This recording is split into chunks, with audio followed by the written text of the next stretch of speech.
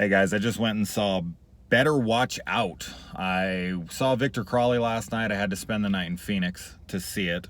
And then this morning I had just enough time to catch the 10:35 showing of Better Watch Out. It is literally only playing in one single theater in all of Arizona. So it was kind of like do or die. Am I seeing this thing or am I not? I went into this completely blind, and I recommend that if you are going to watch this movie to do that, because this movie very much depends on whether or not, on the reveal and the, whatever. I'm not going to say too much about that. Now, personally, I didn't care for the film all that much. And, some of the problems I had with it was that, for one, it's a Christmas themed horror movie, and Christmas really doesn't play much of a part in it. Like, there's Christmas aspects in it, but you could have taken them out, or you could have changed and altered them a little tiny bit, and it really wouldn't have mattered. Like, this did not need to take place on Christmas. So it's just kind of like a subgenre film just to be one. I think another part is that the R rating is really only used for profanity, and it's not used for graphic violence or gore or anything. So all the kills are done off screen, and they're all tame anyways. Even if they were shown, it really wouldn't have been a big deal. There is one kill that would have been the money shot, I guess, but even that isn't shown. Not the aftermath or it happening, nothing. So that really annoyed me.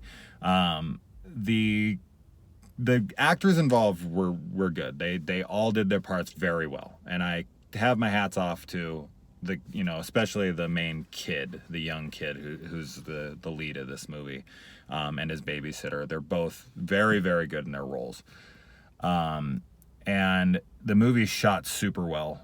It very much has a theatrical feel to it. I've watched a few movies lately, like Jeepers Creepers 3 and Victor Crawley and stuff, that have that very obvious, low-budget, direct-to-DVD. This very much feels like a feature film, So it looks great.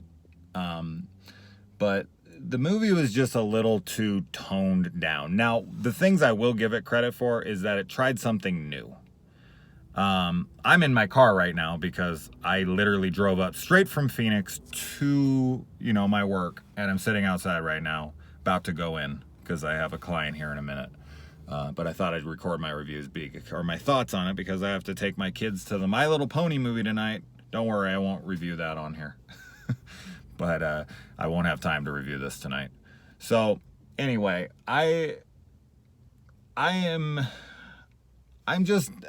wasn't huge on it. And as I said, I think that the things that I can say good about it are that,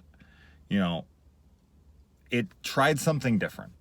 It does do something a little different. It takes a turn that you don't expect, and that was cool. That was unique. Now, I wasn't fond of how they did it, though. Now, I do think that this film will have its followers, and I think it will have its crowd. I think it's going to be for, people who like mild horror and, characters that are typically mentally ill or evil. Like, it kind of just jumps through the hoops of like, oh yeah, this is what these people do, and this is what they're, this is the next step and the next step. Like, there's nothing unique or original to the villains, and that, I don't know, it just felt very washed out, or not, it just didn't have a lot of fun going on in it for me personally. I didn't laugh almost at all. The woman behind me was completely asleep and snoring loudly the entire film. That might have taken away from it a little bit, but I don't think so. I mean, like, laughably, I felt like I was being filmed for a joke because she was snoring so loud and I didn't know what to do. I'm pretty sure she was homeless and bought a ticket to come sleep in the theater. And she just so happened to pick mine. But, this is not something I would recommend rushing out to see, but it's also not something I think that people should avoid. Like, when it comes to like Netflix or DVD and they want to rent it or something, it's not a bad watch. but it's just not a theater release for me. As I said, I can definitely see people totally enjoying this, but I can only say what I didn't care for in it. And as I said, it was just, it was the fact that they had an R rating, they didn't use it. Like, I felt like this could have been PG-13. They could have took out the cussing, and this would have been fine for PG-13. And this kind of film needed to be R for me. It needed to go above and beyond. But I didn't hate it. I had a fine enough time. I didn't walk out of there like, oh, what a piece of shit.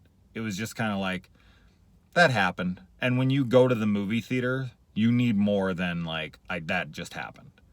Like, when I watch something on Netflix, I can shut it off. I didn't really pay for it. Like, that's not a big deal. But for something like a theater release, I don't feel like, and there's a reason that it's only playing in one theater. I mean, obviously. So don't rush out and see this. Wait for a DVD release or something. But if you like Christmas horror, and you like something a little more unique, like they do try something different, eventually check this out and tell me what an idiot I am and how much you loved it. All right, I gotta go to work.